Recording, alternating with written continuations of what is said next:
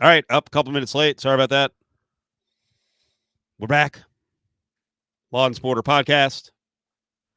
Piecing it together during basketball and hockey season. So Justin's here. Judge Dan is here. We'll get into some Broncos and some Raiders talk a little later on. Maybe some Avs getting Marc-Andre Fleury for the stretch run talk. Maybe. I know that piqued the interest of Denver's number one sports talk radio hockey guy, Mr. Jacobs. So what's going on, guys? Well, I'm retweeting the tweet right now. I said I'm not Excellent. playing around with these kids tonight. I'm coming out. Oh, there you go. Watch out. Yeah, I think just jump onto your little teaser there. I think it would take a team like Colorado to get Fleury to agree to move again. He's got full control, but there's been talk about Edmonton needs him. I don't think he would go to Edmonton. I think he's perfectly happy just playing out this final year of his Really? contract in Chicago. If he Why? rather than go to a team that he thinks got no shot. But if Colorado came calling, then I think he'd be like, yeah, number one, they're cup contenders. Number two, I'm probably going to have a decent chance to stick it to Vegas. Yep. You know, What does Alan Walsh want? That's all that counts. His agent, yeah. his handler, that guy. So, Blackhawks game when they came back in town, Justin, you were rooting for Fleury and you were cool just, giving up the loss? No, Are you one of those no, fans? Are you one of those fans? no. I don't. Fleury over I think VGK? I don't think that those. I don't think my. I was there. My take is that's not like a real vocal segment of the fan base. They gave him a nice ovation, but they never like cheered one of his saves. They weren't cheering when the Golden Knights were losing. And at the end, when he saluted, when he got off the ice, they cheered again. But I never got the sense inside that arena that there was it was like us against them. There was a segment that was cheering for Fleury to win the game. I never got that. If anything, I saw, fans hoping for a good goalie battle. Low scoring goalie battle because they don't want to exactly see Fleury get lit up because they're mad at VGK management for putting them in that position.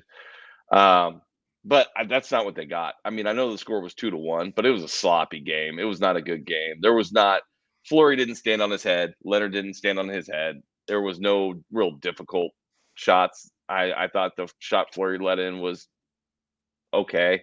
The two shots that Leonard let in, okay. They were nothing special about any of those. So I actually felt like the game itself didn't really live up to the hype just because neither team was particularly strong. Um, although the I th- Blackhawks played one of their better games of the season. I think the Knights have gotten to Watkins. I think he's in their pocket now. My sources tell me the exact opposite. That there was a strong contingent there rooting for Fleury.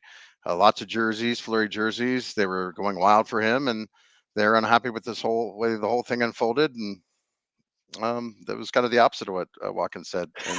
And he's I believe becoming it. more and more of a VGK propagandist as Yeah, the state years go media, on. baby.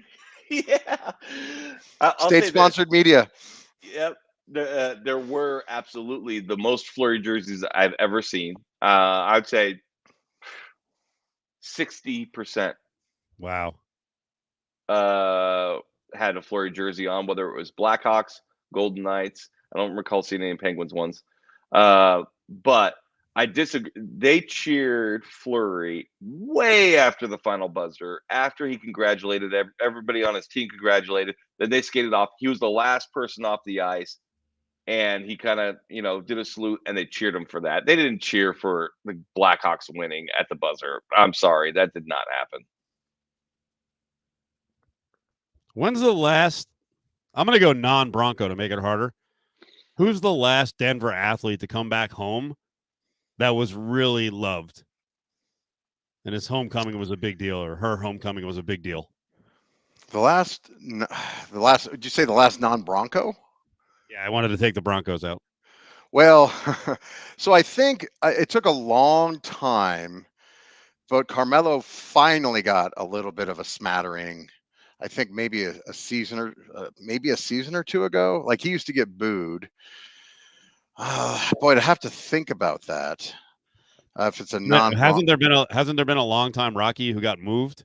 Yeah, that's what I was thinking. Arenado. Yeah, Arenado. That's right. Yeah, right away. Right Okay. away, dude. Yeah, thank you for All right. reminding me. Right away, Nolan Arenado, Benedict Arnold, turncoat, forced his way out while he's still a Rocky, tweeting the Cardinals, his friends at the Cardinals, tell your GM to come get me. And right away, these asinine Rockies fans, woo, we love you, Nolan. Yeah, freaking jerks. Is there any That's noticeable why, that's why baseball is there a fans are noticeable idiots. difference with Melo and Arenado? Is that maybe a reason? What are you getting at, Steve? I mean, the Carmelo thing did play out for a while, and it was a complete screw job on the Nuggets. Well, the difference is Nolan. The way Nolan's tried to spin it was, I wanted to stay. They just wouldn't. I wanted to stay here and win, and they weren't in it to win. So I kind of had to leave so I wouldn't waste my Hall of Fame career. Whereas Carmelo was like, no, I want to leave and go and be in New York and be a big superstar in New York with my wife Lala. And I just don't want to be in Denver because Denver's a podunk town. I'm leaving you, Denver. Whereas Nolan was like, the only reason I agreed to sign here was because you guys said you were going to compete, and now you guys are throwing in the towel. I deserve to go somewhere I can win. That's the way he was spinning it. There were neither side looked great in the Nolan Arenado deal, but the fans, give me a break, cheering this guy like right away, like the next season, right, and not again. It wasn't very like a few weeks after the news broke that he was, as a Colorado Rocky, sending tweets to a member of the Cardinals on the opposing team saying, tell your GM to come get me. Like, is there any, that's treason. Have you ever seen that? Look at Cofield. You're a baseball guy. How is that acceptable? It's not. It's not. Okay. I mean, that said, the Rockies don't care about winning, so I mean, can you really get Yeah. mad? Well, they gave him that money. If They you have a paid great, him we'll give everyone else ridiculous. money. Stop acting like you're some small market team because you're not. Well, they're not. Right. I'm not giving them a pass, but that's inexcusable for a player to be doing that. I mean, that's treason. It's high treason of the worst sort. And for the fans that cheer him, it's ridiculous. I don't know, man. I think all's fair in baseball when you got all these teams who aren't even actually trying to field a competitive team. You know what? Get out. I've said for and a use long whatever time. tools use whatever tools. And I'm saying this as a Padre fan who were the AAA affiliate of the ML, of the Yankees and Red Sox and Cubs for better part of 2 decades. But when the team stops trying to win and it's just cashing the checks, I'm out. Like, let the players do whatever they got to do. I've said this for 15 years now. Baseball's not. It's a quasi legitimate sport. It's sports entertainment. It's professional wrestling. It's there for your entertainment. It's lost its integrity. It's like wrestling. Okay, it's a game. It's a gag. You guys don't want to get fish hooked and fooled by it. That's good. It's there for you for your entertainment. I'm not going down that road anymore. I loved Adam's tweet, his poll from the night of Fleury's return. Said, hey, if you're cheering for Fleury, which is it? Do you not believe that he sabotaged a playoff run and lied to fans about trying to sabotage a deal out of town, or do you just not care? That was his two options. Speaking of professional wrestling, Adam Hill weighing in as he trolls Vegas fans once again. No, I thought Golden Knights fans. I mean, I think that is part of the conversation that just absolutely, the fans want to get upset and they say, the front office did this. And there's one major aspect that just drives me crazy about that. And is like, hey, you lost me at Fleury is the all-time greatest hockey citizen ever. Like, he put himself above the team in the bubble by making himself a story. He did. No, it's unquestionable. He knew what his agent was doing. He approved what his agent did, and he did it right at the beginning of a playoff run in the bubble because his feelings were hurt. And so, like, sorry, what did you expect to happen? Who did you think that they were going to choose as a goalie moving forward? The guy who played the game right and said, you know what, whoever they pick, that's who they pick, and I'll support whoever I got, or the guy who cried foul and went to social media and went to his agent to try to raise a stink. I think Adam's got valid points on this front, and I'm glad somebody's at least saying it. I'm not saying I think it's that black and white, but it's not that black and white the other way either. And the fans, the Fleury lovers, never bring that up. They don't believe it. They don't acknowledge it ever existed. Sweep it under the rug. I got All your right, back, Dan. Adam. I see you in the comments. I know Adam's coming out firing tonight from the comments section, from the peanut gallery, as they say. Dan, what's the week been like since Fangio got axed on Sunday? Hey man, it's a new day around here. There's reason to actually have something hopeful to talk about. I mean, it's been so bad around here for so long. Just so nasty. Oh, there he is. He got the invite. There he is. But we have something cool to talk about. Coaching. Hopeful. We're bringing a ton of candidates to talk about, and maybe we're still chasing unicorns and Aaron Rodgers and Russell Wilson. Maybe we'll get a quarterback, this and that. Maybe we'll hire this coach to maybe still lure the unicorn in. We're actually getting to talk about hopeful things for the future now that we got rid of Uncle Vic. So it's actually been pretty positive on that front. Looks like we're going to get some, there was a court ruling yesterday on, the whole ownership situation. So that's good. So for the first time in a long time, there's hope in the Mile High City. First of all, Justin, thanks for having my back. I appreciate that. Always, buddy. I had your back on the air the other day. Well, I rolled with it. I jumped on board with the Fleury nonsense. As Justin was pointing out, like people were saying, like, why are you ruining the night? It was a legitimate question. It's a fair, he did those things. He did. So if you're celebrating, and some people don't care, so we're like, I'm not celebrating him. Okay, then you're not part of this question. If you're a fan of the team and you're celebrating his return, do you not believe it or do you just not care? Those really are the only two choices, right? I mean, if you're celebrating it, then clearly you don't believe it or you don't care. Yeah, it's not. There's obviously always another choice. You're framing what a question so that it fits your narrative. There's always other choices. No, but I wanted to know. I legitimately wanted to know. It was actually. I don't even know exactly what you guys are talking about. Could just be that he made a mistake, and that you don't kill the guy over it, and that he also then went and played his guts out and won the Vesna Trophy. So maybe that's a choice. So you don't care. I mean, that's the other. That's the answer. Right? I mean, that's what it is. Maybe he's flawed. He's a human being, and he made a mistake, and then he became the ultimate team player and put the team on his back and won the Vesna. Maybe that's a third option, Adam, that you're choosing deliberately to mislead people, not present to the public. Maybe that's the third choice, Adam. To be completely transparent, the reason I asked the question was actually just to kind of sample what people think of media. I mean, that was really part of why I was asking the question. Like, well, isn't that the dumbest thing of all time? That's like asking. I wanted to see what people thought of politicians. Right, but instead of asking the media, Adam. Hold on, but but that's why I ask it that way. I didn't ask it, do you believe the media reports that this? I asked it as if, okay, these things were reported that happened. If you are cheering, somebody did say, I do believe them, and it sucks that he did it, but I still love him. I'm like, I don't even know how that's possible. That means you're not a fan then, right? I mean, he did these things to the organization.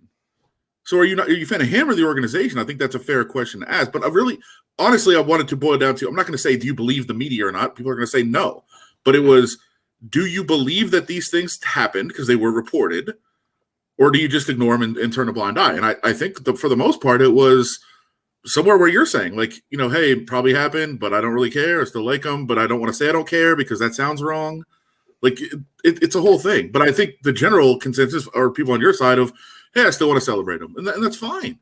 But I think it is important to acknowledge both sides of the story. Here's what I agree with Dan is that, okay, when they put the tribute video, did I clap? I clapped. Yeah, I clapped for him, right? Do I think that he's responsible for his own exit from the team? For the most part, I do. I think he's probably 70-80% responsible for it. I think the other 20 to 30% was them bringing in Leonard in the first place, but that's all pre-COVID. Like that, there's just Sure. the world changed. So, Sure. I think he's primarily responsible for the reason that he's no longer on the Golden Knights. The organization I cheer for wants to win. I think he made a mistake, but I'm not ignoring that, but I'm not ignoring the 3 years prior where he helped to make this a hockey town, man. I'm not going to just kill him for his mistakes and not, relish him for his successes here, because he had plenty of successes. He's responsible for a lot of good deeds here. And I do have a problem with the made a mistake, honestly, because other people said that too. Like, it's two very, very different mistakes a year and a half apart that were very, very bad. So it's not a mistake. He actively worked in a way to sabotage the organization. If you're a fan of the team, how are you still? It's baffling. That is true. It is baffling to me. And I said that to some people. It's baffling that there is this, to me, like, unconditional love. Yeah. And not acknowledging the other side of it. Because as I said, I'm conflicted to a point. I've said this before. I've had very, very good experiences with him. He treated me very well when I was on the beat. We had good rapport. He gave me good quotes and always was attentive. I told a couple stories of, one time he cursed in an interview with me and then sought me out to say, hey, can you please not publish that, because I don't want kids to think that that's the way to react to bad situations. Like, really good experiences with Marc-Andre Fleury. But I also know some of the stuff behind the scenes more than is even out there. That's stunning to me. And it's pretty crazy that, by the way, the people that did bring success and hockey to Las Vegas would be like the front office of the team. And they are now dragged and trashed through the mud by what this guy did. It's a really crazy thing. I agree with that. Yeah, and I side with the front office on this, right? But there's also something you got to recognize from the fans' perspective, and that is the team sold him as the bill of goods, right? As the face of the franchise, the good guy, the person you're supposed to fall in love with, a reason to come to the game. Okay? And it worked, right? They got a whole bunch of fans who were like, that's why I'm going. Marc-Andre Fleury, the smiley French Canadian, he's funny. I like him. He's our guy. He's got Stanley Cups. And so then when they trade away and say, well, hey, we're just about winning here, there has to be a reconciliation with the fan base. I said, well, wait a minute. You told me this was more than just hockey. This was about a person and the personalities, and I invested in the story you sold me, and you can't just wipe that away with one fell swoop. It doesn't work that way with some fans. Now, I, for the first time in my life, am so happy that I'm a fan of a team that is all about winning. I love it because all my teams are the lovable loser teams. Padres, Exhibit A, right? Like, they don't. Let's do the right thing. Let's reward these players with these big contracts that we know they're not worth, but because they've done so much for the organ, blah blah blah blah blah. That's the life of a Padres fan, of a Chargers fan. I'm happy to be on the dark side with VGK and all about winning. Like, thank you for once. So I don't fault the front office, but I do understand the fan perspective that they were sold the personal stories. And when you ditch out on so many of those personalities in such a short amount of time, they got a problem. They have a hard time. Fair enough. I do like the evolution of beards comment. That's funny. I have a hard time with the fact that I just saw Adam drinking coffee. I guess it's only 9:30 your time, but still, man, you're going to be up all night, kid. What are you doing? I'm writing 6 stories before I go to Cincinnati tomorrow, so I will be up all night. That's the goal. Adam, what are you doing? It is. Dutch Bros, it can be had anytime. It can be enjoyed anytime. It's a fantastic spot. Indeed it can. You're muted, Cofield.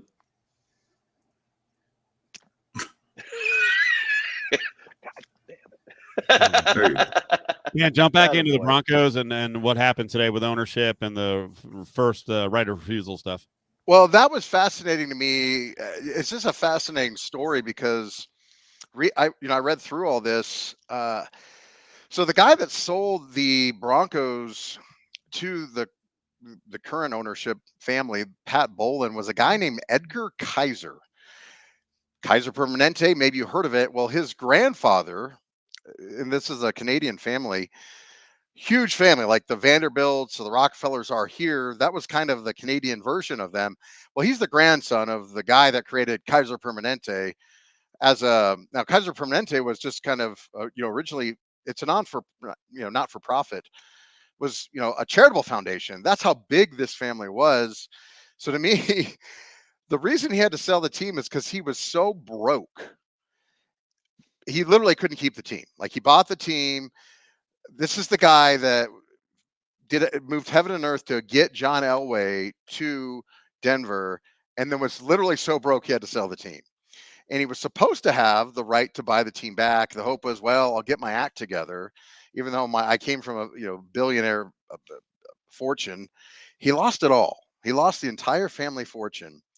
And then what I don't think anybody knew this. He even lost the right. He sold the right to buy back the Broncos for like $1.3 million back in the early 2000s. So that's what this case was about. It wasn't even about him anymore. He was supposed to do a few things to manage this right to this guy that loaned him, this loan shark or whatever, that actually bought the right of first refusal, which was totally barred. But the agreement between him and Bolin, like, no way that was going to fly. But he sold that. I mean, that's how hard up this dude was. And so he actually had $260,000 in his estate when he died, coming from a family that his grandfather had at its peak $2.5 billion, and he took over and managed that estate, or that empire at his height. And from what I could tell, like, he had endowed a foundation when he actually had money, and the only way he survived at the end was they were kind of like, we'll put you on the payroll and let you kind of cash some checks, and lived in a house like in the suburbs, like lost everything. So that was pretty fascinating. And then similarly, the Bolins kind of screwed up when they bought the team. So they had to go on like this tax dodging scheme. They had to put the team into like a shell company that was, ironically, the Denver Broncos were owned by a company called Texas Northern for like a couple decades. So this whole thing was just fascinating to me. Just like, it was like the Wild West. And then the judge kind of got a kick out of, because this whole deal was negotiated in like 1983, something like that. They had to like push the contracts back and forth in like some hotel in Denver and put it in a briefcase and go home at the end of the night. So it was under lock and key, and the papers didn't learn about it.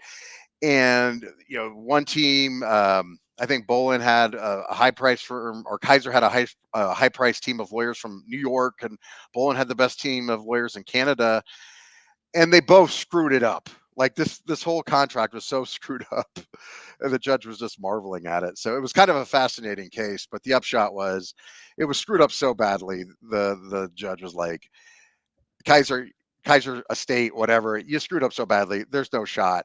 And the great thing is, unless it gets stayed on appeal, which I don't think they'll bother pursuing that. I can't imagine that would happen. The Broncos are finally 100% cleared to be put up for sale, which hopefully will be done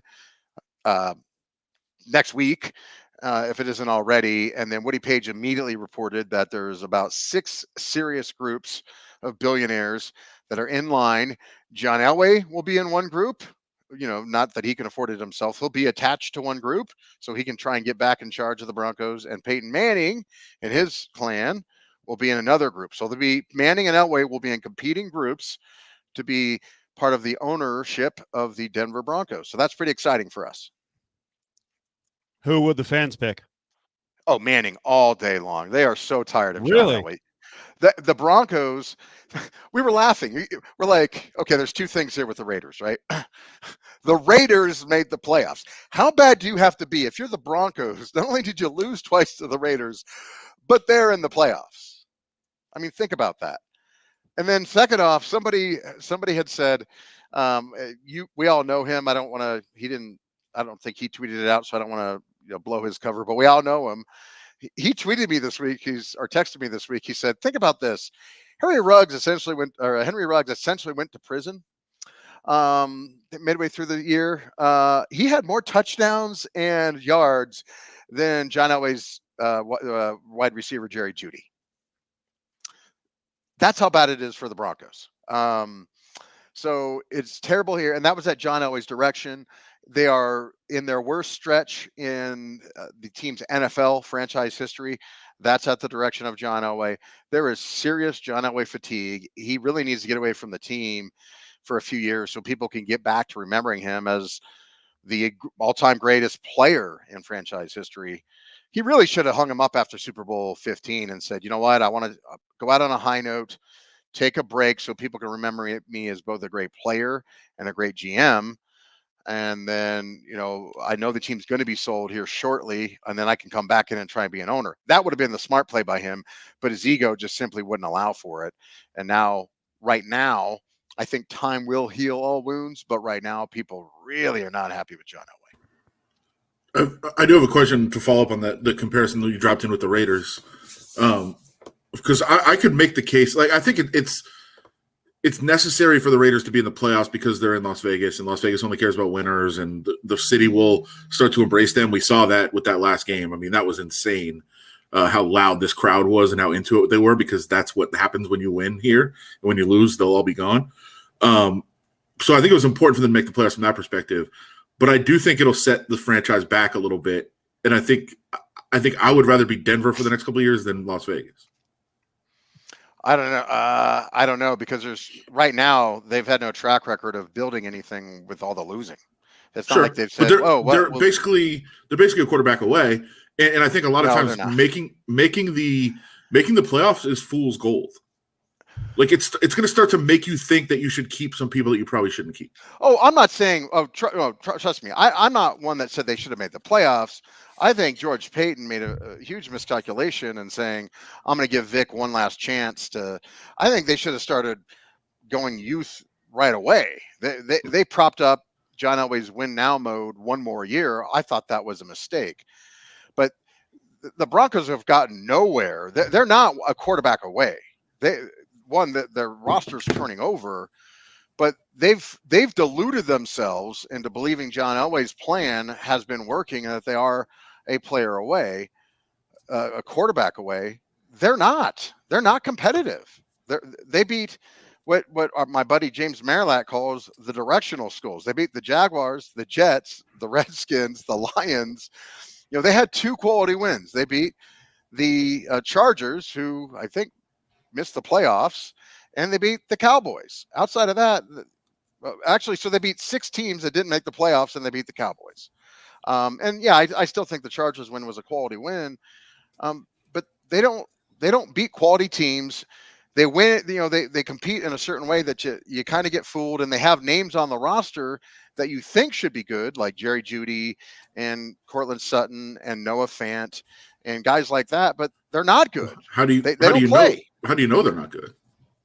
Look at how many more excuses are we going to make for Noah Fant and Jerry Jeudy? Like, how many more? Like, how many seasons do you have to do that? Well, Drew Lock throwing them the ball. I know that people are still making excuses for Drew Lock. I'm like, dude, he started 20 NFL games. They still think he's going to be great, right? I do think magically, if there was a quarterback there, all of a sudden the weapons would be a lot better. Quarterbacks make everybody better, right? Sure. But I mean, that's the other excuse. We should keep Vic Fangio because if he had Aaron Rodgers, well, any coach is going to do better with Aaron Rodgers, of course. But that doesn't mean he sucks as a coach. That doesn't mean he doesn't still stink managing a game. Like, that's no excuse. Like, I don't get it. They need a great owner. They from top to bottom, they need a cultural shift, and they're going to get that. So we have hope now. But no, this roster, finally other people on the station are coming around to see. Yeah, because I said that at the beginning of the season because I got fooled into it a year ago. It's essentially the same roster, only they thought they had improved it, and they were wrong. They won 5 games last year with essentially this roster. The only thing was their schedule got easier, and they added 1 game, which turned out to be the Lions. So they added 2 wins. One of them was the Lions. The roster is not good. Everybody said, well, the offensive line's better. The offensive line is still terrible. It's still one of the worst in the league. Cortland Sutton is not good. I mean, look at the receiving core. Oh, Jerry Jeudy, they keep saying he's going to be a top 3 receiver in the league. Who was better this year? Henry Ruggs for half a season or Jerry Jeudy for 10 games? You tell me. I got very into the team help chart this year, which I think is very intriguing. It basically shows what kind of situation quarterbacks are put into. So it measures your running game, your offensive line pass block win rate, your defensive ability, and your special teams ability, and says, okay, you've got all these things in place for the quarterback. And what is the ranking of where teams are? Where do you think the Broncos would be on that list? I don't know. They're 10th, which means they're a really good team absent a quarterback. So here's a problem with those stats, right?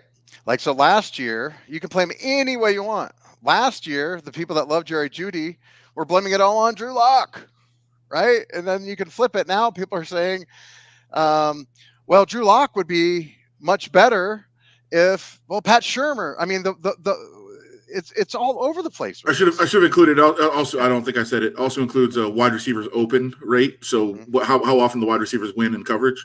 Looks like they're like 7th or 8th in that metric in the league. Yeah. So the guys are open. You got to throw it to them, and they're blocking. They're blocking well on the offensive line. They're getting pressure on the defensive line. They're running the ball well. The wide receivers are getting open. Nobody's hitting them. So I would say you plug a quarterback into there, you've got a great situation. Conversely, the Raiders, by the way, 27th in the league, which means Carr should get a lot more credit than he does, and that includes for me. There's not much there to help. Rich Bisaccia should be named the head coach tomorrow. Well, no, I mean that means that you're not doing a whole lot of things well. It's the roster. He's overcoming it. Sure, and they also maybe that's also played 4 straight games against 3 straight games against teams that had horrible situations before the last game. Here we go. But here's another thing, right? Stats, man, that defense is spectacular, right? What happens against the Raiders? As soon as they get up, Raiders march down to score, and then the Raiders, they failed to get the ball back against the Raiders. Yeah, right? The Raiders got 17. Right? Mm-hmm. Scored 17 points. You got to win that game. And what happened in the fourth quarter?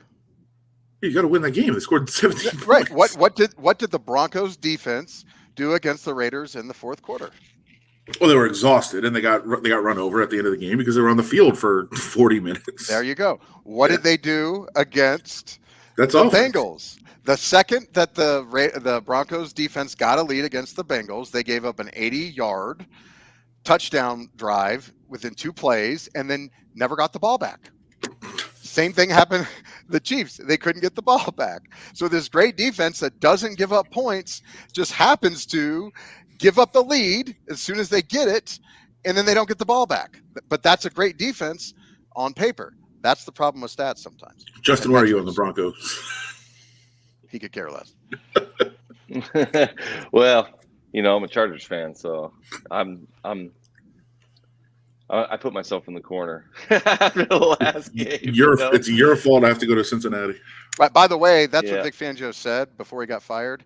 He says, well, what's the difference between you and the rest of because you can't beat anybody in the AFC West? He said, well, they all have top flight quarterbacks. Yeah. And I would ask you, Derek Carr is a good quarterback, and Justin Herbert, we all believe, will be a great quarterback. He looks the part. But are either one of those guys right now top flight quarterbacks in the league? I would say not yet. Well, Derek Carr is not. He's good, very good. I wouldn't say he's one of the top flight quarterback, and I would say Justin Herbert's not there yet either. We always get into this because I think there's 2 good quarterbacks in the league, and then a bunch of garbage. Yeah. So it also depends what you're if you say top 12 is top flight, then Carr is probably in there and Herbert's probably in there. But I think there's 2 good ones. Well, there's 5 probably. Okay. I mean, that's what I'm saying. It's how many you think are there. I think there's 2. Right. So it's a matter of interpretation on that for sure. And eventually, when Rodgers is done, there's only one. So only one team can win the Super Bowl. Well, Rodgers and Brady. You can win with a Hall of Fame quarterback or a rookie quarterback or rookie deal quarterback. Rookie deal. It's not what we're. I guess I did ask you about Super Bowl. So yeah. All right. Good deal on that one. Justin, can we get back into the local story for this audience that didn't hear it with Zion Collins and his chances to escape this whole thing? Yeah, so I mean, I think we've talked about it for quite some time since the beginning of this whole saga began. You know, he got the best, you know, what many people believe is the best criminal attorney in town, Chesnoff. And you know, you kind of asked me a couple years ago, well, how's he going to do this? And the first thing I pointed to was, well, the laws in regards to measuring impairment of somebody for THC, for marijuana use, has never been challenged. And many people believe scientifically it's unreliable, and legally it's unconstitutional because they believe it to be completely arbitrary. So in Nevada, the law is anything above 2 nanograms per milliliter. I don't know what that all means except this. That's the lowest measurable amount that they can find. Anything below that will not show up. And so what Chesnoff's team is saying, they made an appeal to the Supreme Court and asked for the DUI charge to be dropped and said, number one, this test is just arbitrary. They just picked a number out of thin air. There is no evidence that says that 2 nanograms per milliliter in anybody's blood means that they were impaired at any specific point in time. And this test needs to be able to say that he was impaired at the time he was driving, a specific point in time. Blood alcohol does that, right? Now, they do make some assumptions in the blood alcohol test, right? They make an assumption that the person is, they make a conservative assumption that the person is coming down in blood alcohol, not going up, not continuing to get drunker at the time that they test.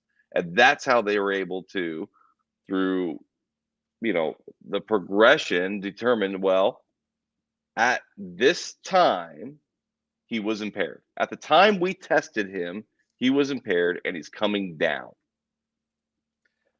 Reasonable assumptions that the courts have upheld. For THC use, number one, it has never been challenged in the Nevada Supreme Court.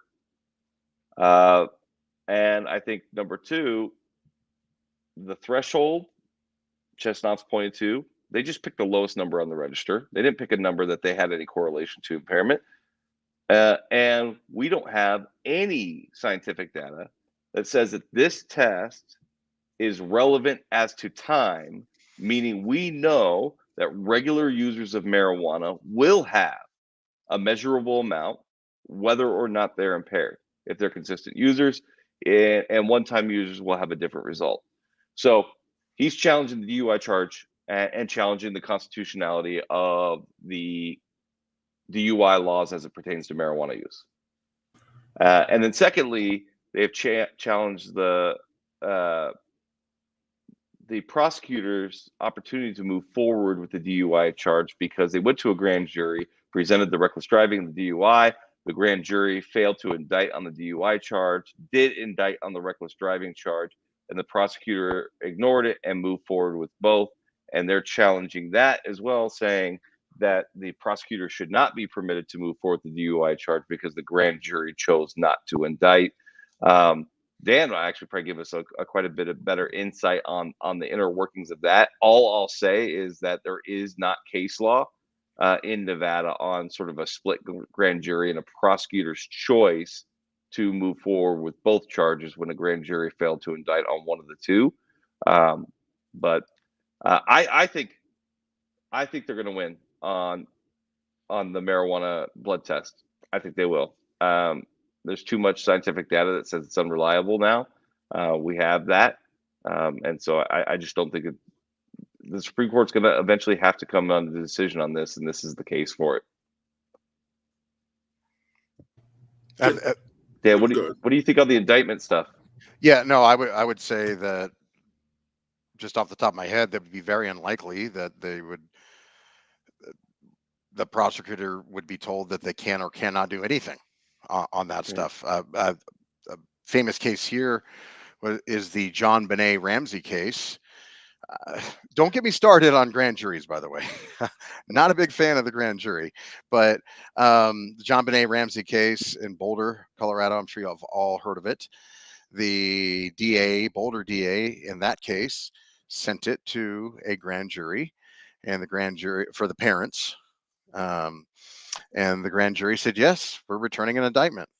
And the prosecutor just took that indictment, put it in his pocket. For years, maybe decades, nobody knew that the grand jury had indicted the parents. And he just said, I'm not moving forward with that case. And now here you have the reverse. The grand jury said, nope, we're failing to indict. And the prosecutor is saying, fine, we're doing it anyway, which is contrary. I mean, to me, should be more challengeable, because then what's the point of the grand jury at all? Like, why even have a grand jury? And you would think, obviously Jeopardy's not attaching, though. I mean, it's not like double jeopardy, because jeopardy attaches at a very specific point in the trial process. So, but I mean, what exactly is the point of the grand jury at all? If a grand jury is convened and they refuse to indict, then what's the point? I strongly dislike grand juries, because you hear the point, oh, you're allowed to have a counsel, not in a grand jury. Can't have you can't have you can't have counsel. You can have one outside the door. If you want to take a break every single time you want to talk to your lawyer, you can have one. Oh, you think at least there's a judge there to make sure things are fair? Nope, there's no judge there. Oh, well, they're going to see both sides of the evidence. Oh, nope, they're going to see whatever evidence the prosecutor, only the side that the prosecutor wants you to see, unless they're savvy enough to ask for more. I mean, the whole thing, the grand jury, to me, that's why there's the famous quote, a grand jury could indict a ham sandwich. So I just, it's a taxpayer funded focus group at best. Yeah. As a, I guess, more or less former defense attorney now, have never been really fond of the grand jury. Now, on the other side, it's supposed to be, which is an argument of what is happening here. It's supposed to be, well, they're supposed to be secret, right? Although I guess not here, because apparently we all know that this went to a grand jury and they failed to return an indictment. The idea was supposed to be, well, if you go to a grand jury, your name is now, and they fail to return an indictment, you're in the clear, and your name never got dragged through the mud publicly, right? It never went through the town square. But if they can charge you anyway, I guess that that whole concept is out the window, isn't it? So it'll be interesting to see. I think it should be precluded. Charges should be precluded, because they would be pointless. And that's actually one of the strongest arguments to say that a grand jury is fair. The only reason that remember, laws and the Constitution is supposed to be for the people. And so when I went to law school, and I don't know about you, Justin, and of course I had a criminal defense mind when I was working through law school, I was like, what in the hell is this thing? Like, how in the earth is this fair for a United States citizen to have this thing? And how does this benefit us as citizens? But that is one of the major things. It's supposed to be, well, yeah, but think about it. If you go through it and you're in the clear, well, then you're in the clear. You've been cleared. So there should be a legal challenge to it, but I don't think there will be, because ultimately the ultimate idea behind allowing a prosecutor to do whatever the hell a prosecutor wants to do is that ultimately you get to go and have a jury decide your fate. And if you're innocent, well, a jury is going to clear you. No, I agree with everything you have to say. I mean, that should be the counterpoint is if for the purposes of a grand jury, all the scales are tipped in favor of the prosecutor. He gets to decide, or she gets to decide exactly what evidence is presented. You don't get an attorney. You don't get a judge, right? And it is their proceedings for the making. You don't get to know anything about it. You don't even get to know. You don't even get to know this thing's going on necessarily, and that people are being called into a secret proceeding to hang you out to dry. Right. And so, for example, you can't do that and you can't win that, then that should be the end of it. The prosecutor should have the choice. Do I want to go to a grand jury or not? They go to the grand jury if they want to do it for CYA purposes or what have you. Who knows why they want to do it, right? They want to test out their case or whatever. If they can't indict there, yeah. But but to be clear, I don't think that's what the Nevada Supreme Court's going to say.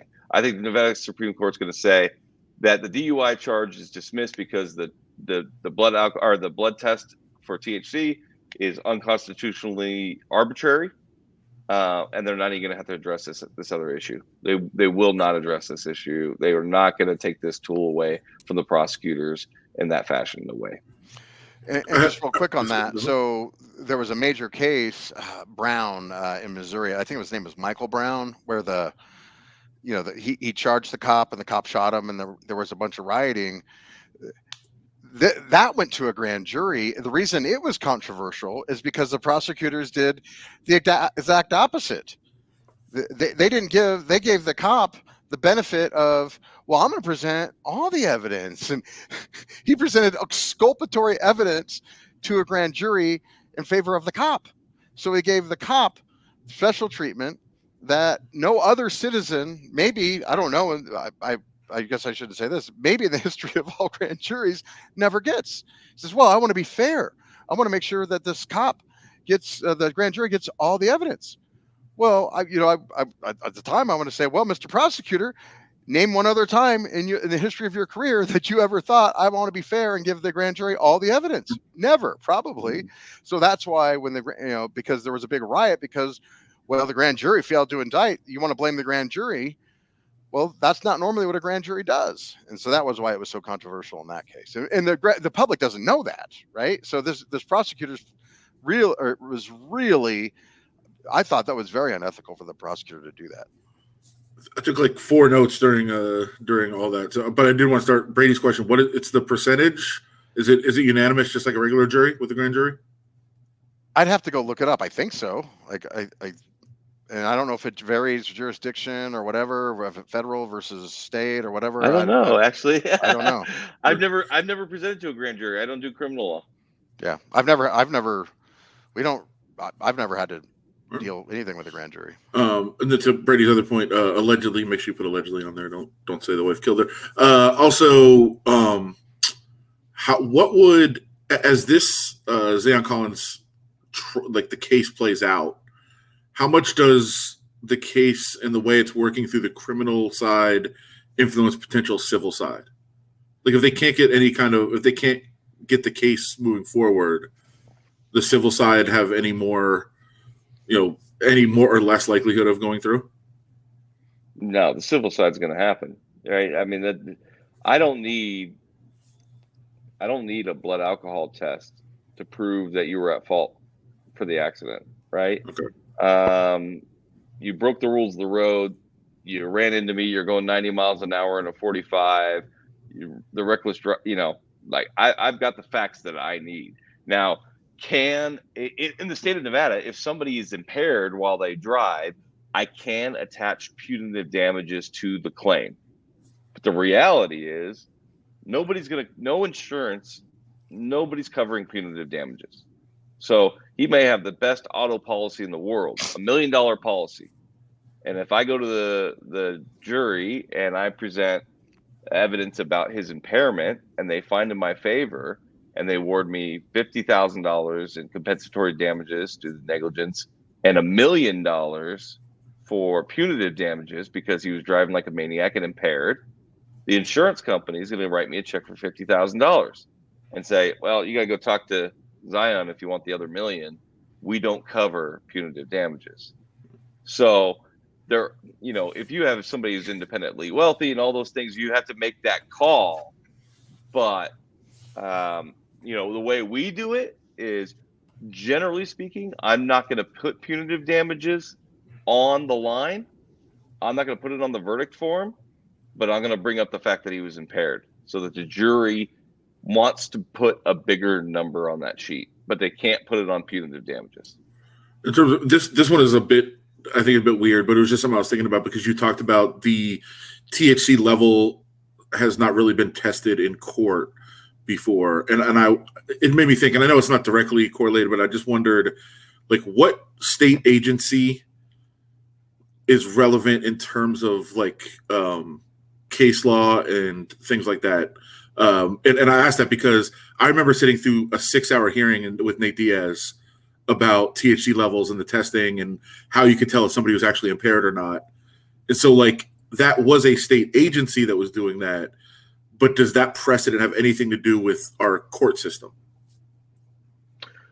No, what's ultimately going to come down to is expert testimony, right? You're going to have experts who testify what this test actually can show and what it can't show. And then ultimately, court's going to say, we believe this or not. Now, generally speaking, if it's like a 50-50, the sort of scientific community split on how to interpret this test, you're probably not going to win that challenge. But I don't believe the scientific community is 50-50 on this. I think they're pretty overwhelmingly on the side of, yes, if you have this specific person who's not a drug user, not an everyday user, and then uses it this one time, we can narrow it down to a sort of 4-hour window. But if we don't know that person's individual history of using that drug leading up to that day, and when we test, can we give you a window of impairment with reliability beyond a reasonable doubt? I think the scientific community is pretty overwhelming on the side that the answer is no, they can't. I know it's a wild world out there. And I mean, how much this is going to become more and more relevant now that it's legal, right? I mean, in all these states, because before it was illegal. So it was kind of like if you had any, you were probably guilty in some way because you're not allowed to have any, right? And now that it's legal in places, right, we're going to have to start determining those sorts of testing and levels. That's right. Is because before, what was going to be your defense? Like, hey, I'm a regular everyday user. Like, you break the law every day. Like, that's your defense. So now, if you could say, you could testify and prove, like, hey, I did not use any marijuana that entire day. That was, I was going to pick up my kids. I knew I couldn't smoke that day. I didn't use any marijuana. I hadn't had anything in 18 hours. I wasn't impaired. But you're still going to pop hot because you're a daily user. It is a topic that the legislature has grappled with since the legalization. I was up there for the first year that it was legalized. I was up there and we voted on this law. I voted in favor of this law. But even then, when they were presenting this law, it was kind of like, this stuff's going to get challenged, but we've got to put something on the books. And this is the best we've got. Now, I think technology is moving in a direction that we might have something better. And that's part of the factors too, though. When the court's analyzing this, if everybody says, we don't think it's 100% reliable, but we all believe it's the best we've got, that's a factor. It's a factor. We got to do something. But I think we just put like better testing. If somebody gets pulled over and they're suspected of being impaired, just put like a bowl of chips and like an Adam Sandler movie on and see if they enjoy it. Yeah. Offer him some Cheetos. See if he takes it. He takes it. Oh, I got you. Come on, man. Somebody eats Cheetos. Yeah, it's good. Are we done on that one? Yeah, go ahead to the Watson stuff. Yeah, Justin, I was going to ask you, am I missing something on the Watson deal? Because there was an article that came in. I was talking about this with somebody last night because Adam brought up the civil deal. They're scheduled for depositions, but there's criminal hanging around, right? Mm-hmm. The reason you normally do civil after the criminal is because you can't claim Fifth Amendment privilege in a civil deposition if there's no threat of a criminal proceeding anymore. Right now, he's still under threat. In fact, they're talking about what the prosecutor in this latest article said. She's actually going to decide whether to convene a grand jury or not. She's going to make up her mind on the criminal deal, whether she's going to do that or not. I guess it could be the same thing. I mean, he'll have to have assurance. And actually, that was just for our viewers. That was the whole deal at the genesis of the Bill Cosby thing. was the only reason he gave a deposition was he had a non-prosecution agreement. And then, so he never was supposed to go to trial, and then they kind of reneged on that. So I was actually shocked. And didn't that eventually get thrown out? Isn't that he's not? Yeah, it overturned. Yeah, he's out. Yeah. Yep. So people are talking about depositions, this and that. I don't think that's going to happen. But Justin, what do you think? Real quick, depositions are happening. 21 out of the 23 have already been settled, right? No. I don't think they've been settled. I think there are agreements in place. Like they think, but I don't. I think he could get them settled. As my understanding, I'm not sure, but I could get those done. But we have some holdouts. I think I'll have to go back. Yeah, and read there's more two. close. Yeah. Depositions are happening right now, though, for sure. But not him. They're happening. Him. Well, yeah, but so I actually would take the opposite approach of what the conventional wisdom would be, which is let's wait until after the criminal so he can't claim the fifth and so I can move forward. Number one, I don't think that they have a lot of faith that there is going to be criminal charges. That's number one. But let's set that aside. In this instance, when there's only two people in the room and it's a he said, she said, and he can't say, I love it. I want him to take the fifth. I want him to take the fifth in every one of those depositions and every one of those cases, because now he doesn't have a story to rebut mine. All we have is my story. And so there is no evidence to the contrary, and I could move for a directed verdict. So I have played that game a number of different times where depending on the severity of the crime that's being alleged, where, are there other independent witnesses? But in this situation, I think it's the best strategy you can have is move forward and make them take the fifth. Yeah. Well, I guess on that, if it's only her testimony, how are you going to get over that burden? Like your burden is over 50%. Like there's only evidence of one thing happening, whatever my client said. There's no evidence to the contrary. I don't know. It's not criminal. Remember that, right? It's civil. Well, I know, but the standard's 50%. But I'm like, okay, I'm gonna give you a verdict based solely on your word. Evidence. Yeah. Yeah, that's evidence. In fact, it's the only evidence. Yeah. Now what the judge would say on a directed verdict is, hey, veracity is always at issue, and they don't have to believe your story. Even if they're not given an alternative, they don't have to believe it.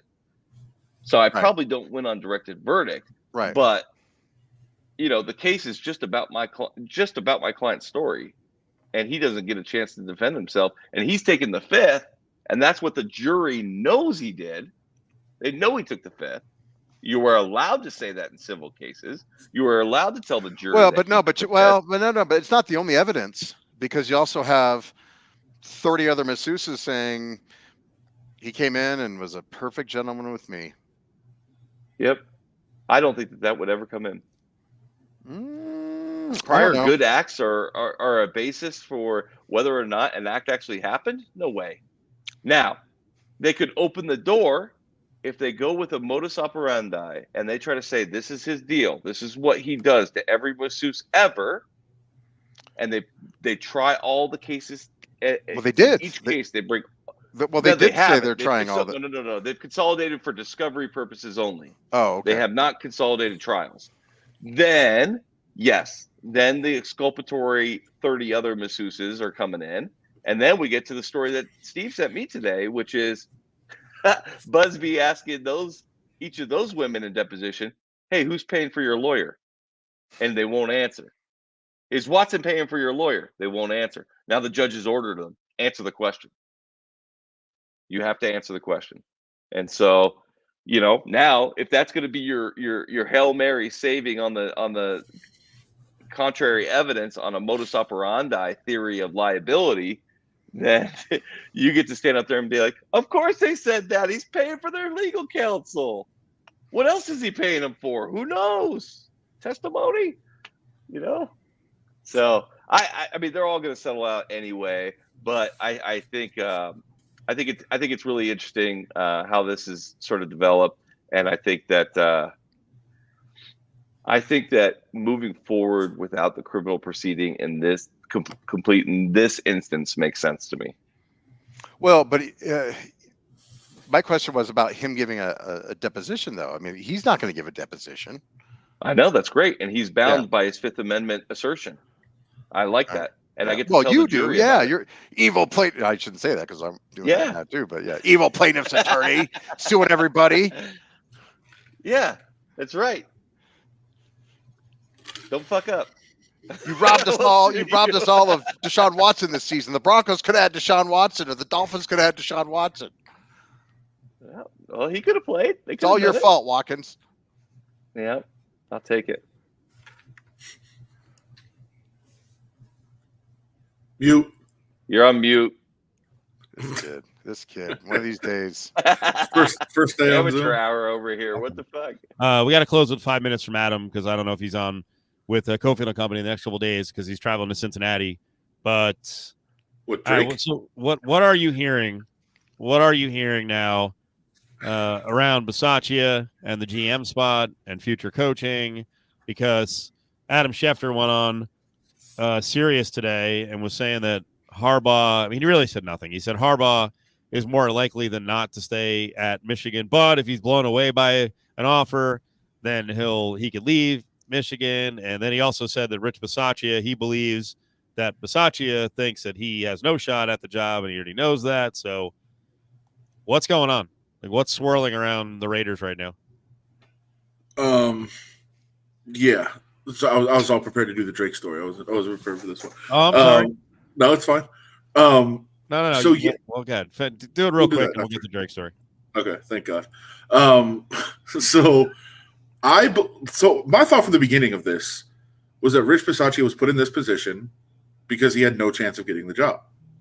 Like that was what the plan was from the beginning, as far as I understood it. In that, Gus Bradley, who's the defensive coordinator, actually does have a chance to get the job. I don't know that he does now, but I mean, I think he was going to be a candidate, and I don't think they wanted to kind of convolute that by having him be the guy. Plus, Rich Bisaccia has earned it. He's, almost 4 decades as an assistant. He's beloved in every organization he's been in. Unbelievable guy, unbelievable leader, as we've seen, but just not head coach material. And I think that's what everybody thought from the beginning. And now he's really thrown a wrench into everything by leading this rally down the stretch. Now, my thought, and it sucks saying this because I genuinely like him. I enjoy, covering him, being around him. He's a good dude. But I don't think he's a head coach. Like he got through this season, navigated these waters, and did an unbelievable job. But I think if the Raiders decide that this was enough to give him the job, I think it's probably a mistake. So, but he took them to the playoffs. He has a chance to win this week. Who knows? You take him to the AFC Championship game. How do you not consider him? It'd be insulting to not consider him. But I think the Raiders were all set on moving into the offseason, and this has kind of taken everybody by surprise that this has happened. I also do, I do think you have to be guided a little bit by what Mark Davis just did with his other team. And I know a lot of people around the country don't really know that he has another team, but in Vegas we do. And I think it was very intriguing how he handled the Las Vegas Aces this offseason, which the Aces, one of the top franchises in the WNBA. He owns them. One of the top coaches in the WNBA, who's taken them to, 3 Western Conference finals in the last 4 years and a WNBA finals series. He's been great. And it seems like what he told him after the season was, we're bringing you back unless I can make my dream hire. And then a couple months later, he makes his dream hire, and he's like, all right, Bill, you're out. Would I be shocked if he told Bisaccia, you're the guy for a couple weeks, and we might give you the job, but if I make my dream hire, then we're going to have you show you the door. I think it's at a much higher profile. It's tougher to do that, but I don't think it's completely out of the question either.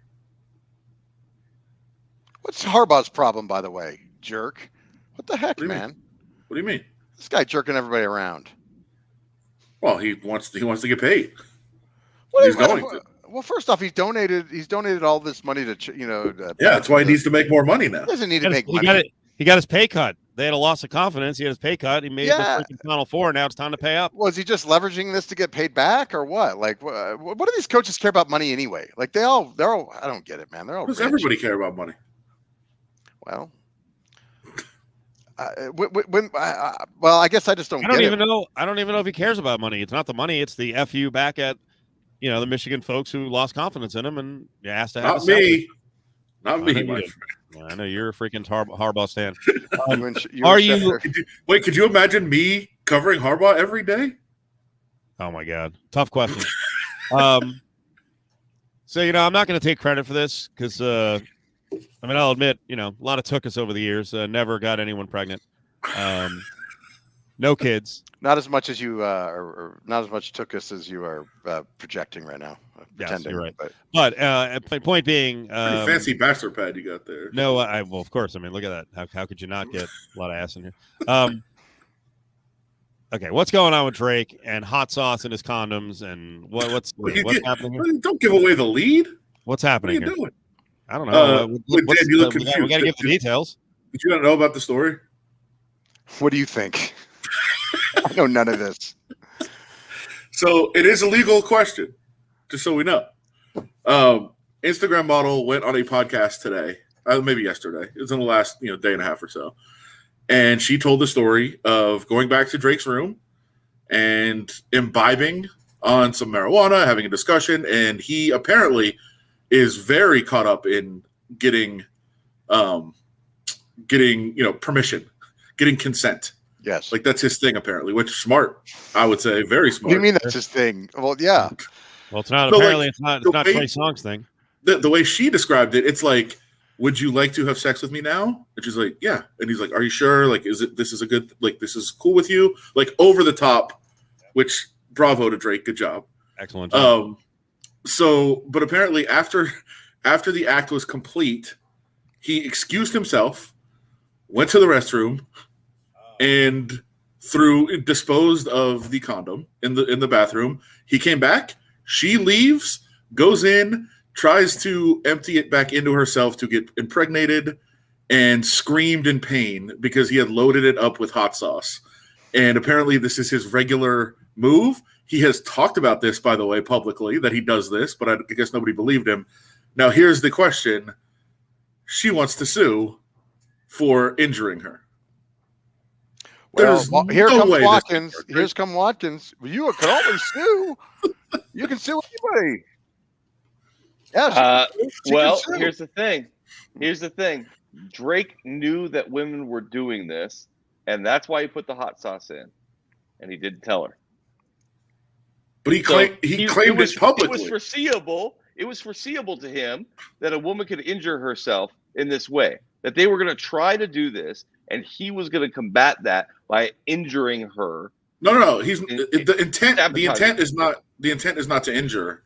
The intent is to kill the ability to impregnate. It's foreseeable that when a woman tries to put I don't even know how to describe this. I know we're uncensored, but I still don't feel comfortable uncensoring it. But hold on. To counter your argument, though, he has said it publicly that he does it. So shouldn't it be foreseeable for her? Then he should have told her.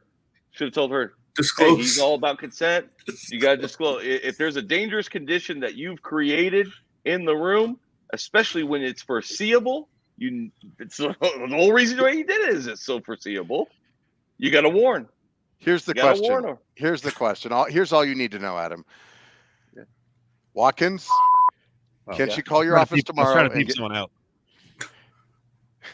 Can she call your Battleborn offices tomorrow? And will you take the case? I'd take that case 100%. You would not take that case. You're such a liar, yes, I would man. too. Of all the lies you've told on this podcast about cases you would take, this takes the case. I would take that case. You would not take that case. 100% I would take that case. Yes, I would. I'm not kidding around. I would take that case. Hell yeah.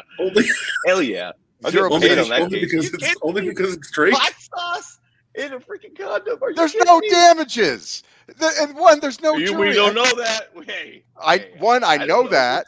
Two, boy, how do you know that? dude, because you know what? You and me I'm going against you, and I am going to spend 10,000 hours prepping for that case because when I get fees against you for this freaking vexatious litigation, I'm going to retire. That's it. Yeah. Nah. I've taken that case all day long, baby. Yeah, and I'm All day long. I'm going to buy a hotel in Bermuda based on the fees. Yeah, I know you think I'm lying, but I'm not. I would. You are lying, man. There's no way you're taking that case. I've taken way worse cases than that. Come on now. I bet you have. How dare you? How dare you? Does it matter that he tied it off and that she had to untie it? Nope. Yes. I would think that would that matter. also helps. That also helps in contributory negligence as well. He knows what she's going to do. Look, he doesn't know that she specifically. He knows that there's women that would. Right. That means it's foreseeable. That. This is a good question. How hot does the hot sauce have to be if it's a mild Tabasco? I think that's important. If you got some hot sauce, I mean, you can get some crazy stuff that's burning to the touch, right? Like on hot ones. Yeah, I think that matters. I'm 100% in on this case. I'd be so in on this case. I get so quick on this. You're so full of it. How about how has there never been a case where someone had an STD, they used the condom, the woman then went and tried to load herself up and then got an STD? Now that one, I think there's no liability. You that's the assumption of the risk there. You know what you're doing, and you know what there could be in there. What is not reasonable for the woman to assume is that there's hot sauce in the condom. Who is this again? Who is the woman? It's an Instagram model. Yeah. No. Oh my God, the world we live in today. And she's bragging about this? It was on a podcast. No, she's gonna sue. Yeah. Drag this woman in front of a jury. Going back to the beginning of this, it's not a crime to do that if you're a female? A crime? What crime would that be? I mean, theft? Yeah. No, I don't think so. Because I thought I'm only asking only because not for that purpose, but because aren't you shielded from civil liability if somebody's committing a crime? Well, I think now because he would destroyed his. He was disposing of it. Yeah. There's no theft. Okay. Yeah. You can't steal trash. Yeah. Well, it wasn't on the curtilage. It was in his domain. So. Right. No, I know, but there may have been an argument if she was trying to steal his viable semen, but because he was trying to render it, sterile. He's trying to kill her. Kill her. Yeah. Yeah. He was trying to it was a hot stove. He was trying to teach her lesson. He was trying to do her a good service.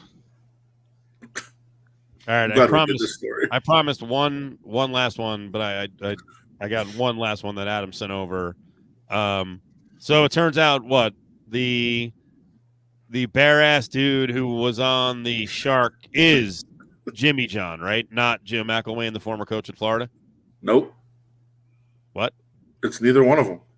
They actually cracked this case. This is one of the great open cases of our time. They did. They got to the bottom of it. I thought it was cold at this point. They did. They got to the bottom of it. They found the guy. And then they brought the guy to Jim McElwain and introduced him, which is no way. Listen, I have they look exactly alike? Exactly alike. They're the same person. And I have had my critiques of Barstool Sports in the past. This is fantastic work and unbelievable journalism. The way they presented it too, they went to Central Michigan where he's coaching. They talked to a bunch of players. The players like, yeah, that's coach. And they're like, it doesn't bother you that he's, having sex with a shark? Like, it doesn't bother you? And they're like, nah, whatever you're into, man. Like, they were cool about it. It was a great story. And then McElwain's like, I'd love to tell you a great story about it. It wasn't me. I don't know what to tell you. And then they went to Jimmy John. They were on his private plane. And they were like, well, it's you. And he's like, it's not me. And they're like, you have allowed Jim McElwain to take this heat for so long. And the guy's like, I don't know if it's him either. I don't know what's going on. And then they go back to McElwain and they walk They walk the actual guy in, and McElwain is like, "Oh, after all these years." Oh my God! They are. Exonerated. They look the same. They're the same person. Is That's Jimmy great. John like the guy that makes the sandwiches? Or Yeah. Yeah. Okay. Jimmy John. So he looks a lot like McElwain. So He you've looks seen the like photo? John McElwain. You've seen the photo, Dan? No. Oh, I it's don't- from like 2017. There's a photo of a guy that looks exactly like football coach Jim McElwain, naked on a shark. Looks like he's mounting him from behind. And we've always assumed it is Jim McElwain. His players, as I said on just now, all think it's McElwain. They joke about it. They have pictures, like they pass them around. They think it's him. And then people are like, well, it might actually be Jimmy John because he looks just like McElwain too. But it turns out it's neither one of them. It was actually like a retired New York cop. Yeah. That looks like Gary Shandling to me. It does. It does look like Gary Shandling. That's Gary Shandling. It does a little bit. Yeah, that looks nothing like freaking Jim McElwain to me at all. It That's does. 100% Gary It looks- Shandling. It looks like does. McElwain. Yeah. Yeah. They Maybe did that's- crack the case, though. Good for them. Yes. Is this the video? Yeah, I'll have to watch it later. So Oh, that's if you go to real, like, that's real Jimmy John, right? yeah. But if you go a little further, when they show him walking in, That's what I'm trying to find. yeah, you'll see. You'll see McElwain and the McElwain lookalike. Who, by the way, the guy's name is also Jim. This is the reporter, which he does a great job. There's Jimmy John. Oh, that's Jimmy John. Okay. Yeah, that's on his private plane. So it's a little further from down. Let's see. That's McElwain. I think this is him seeing the guy. Yeah, here he's walking in. No, There's Gary Shandling. go forward. So Yes, amazing. there's Gary Shandling. No, you're going the wrong way. Get the dude. I figured it was. Oh, okay. Yeah, this is where he's seeing him come in. There he is. They look exactly alike. They're the same guy. Staring in a mirror.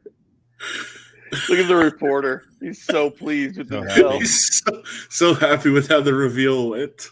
And then is it Yeah. after this that he's revealed to Jimmy John? I may not have got that far. I don't know if they revealed him to Jimmy John or not. I think I was laughing so hard at this part that I just I thought it was tremendous. I'll definitely have to watch it. Yeah, it's good. It's a good piece of journalism. I enjoyed it Are you jealous? a little bit. I mean, it is. These are all the guys that have assumed all these years player. These guys that have assumed for all these years that their coach was the guy in the photo now know that it's not. Poor coach. That's great. Yeah, at least he has a Those- sense of humor about it. It's good. Well, I think they must have told him before that we're going to reveal who the real person is. I mean, he acted very surprised, but they had to have told him. I don't think he would have done this interview if they didn't tell him in advance. Right.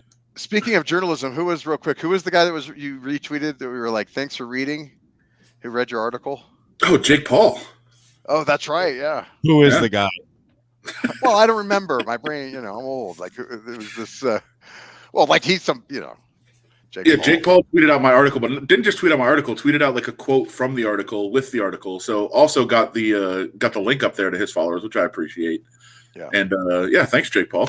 It helped. Did Good traffic. was there a round two of Dana White's supporters threatening your life? As a No, result? that was because it was actually a pretty pro UFC article. Posting pictures of your house. Yeah, and that all those same people that said I would never, Dana would never talk to me again, and Right. my career was over, and all that Man. stuff. And then, I sat in Dana's office and did a story on him. Damn. The Schmo and Brian Salmon must be really upset. Very inside. Yes. Well, they both celebrated your quick demise there. Your Of course. short-term demise. Of course, Funny how that works. they forgot that I'm NFL. Exactly. They're The joke never gets old. All right, Dan. When are you coming up again on the Fan in Denver? Well, I'm back every Sunday now, so every Saturday and Sunday, and then I believe this Monday. This Monday must be a holiday, right? So Saturday, Sunday, and Monday, the Dan Jacobs Show. All right. Up here on the Fan. Best hockey guy on radio in Denver. We know that. They actually did offer me the hockey job too, but I'm like, well, not till they get on TV. Oh man, you might have set yourself up on that one. Yeah. Soon. Right, They're going to be cool. back on TV in March, hopefully. Justin, what else is going on? We never got to talk to Justin. Well, we've had some we'll say some health difficulties the last couple of weeks. What's going on with you? Same old, man. Just Yeah. firing away. I have to tell this real quick. Yeah. So I'm not exactly, I'm like on the Fan. I don't play well with others, so to speak, right? So they don't allow me to work with others very often. And because of that, I'm always kind of like hanging by a thread. And we're owned by a certain company, and we're not allowed to talk politics or anything like that. But they allowed me to, actually, he's been on your show. They allowed me to work with a certain guy, but he's management. Right. And I'm like, oh, I'm so excited. He's a good dude. And we're hosting for 2 days during prime time a couple of weeks ago. And I'm like, and we're going back and forth. And right at the end of day number 1, he pulls a rabbit out of his hat. Well, the NFL and their COVID policy is completely nuts. It's basically politics. I'm like, well, what do you mean? He says, well, everybody comes off the COVID list. And I'm like, well, yeah, that's because they didn't die. I mean, they're not dead. Yeah, they came off the list. I mean, what do you mean? Like they should just be allowed to play with? I mean, they're on the list because they have COVID, right? You understand that? And he's like, yeah, it's just all BS. It's common sense. I'm like, what do you mean common sense? Like they should be allowed to play with COVID? Yeah. I mean, just let them go. They just play with COVID, everything. Like there's no protocols. Well, if they don't feel good, they should stay home. I'm like, oh, well, great. I'm fired. I'm done. I'm completely. He's management. He ain't going nowhere, so I'm fired. That's great. I eat. The COVID nonsense came. I survived it, so I'm okay. Justin, restaurant news. Boy, this guy's ears were ringing earlier.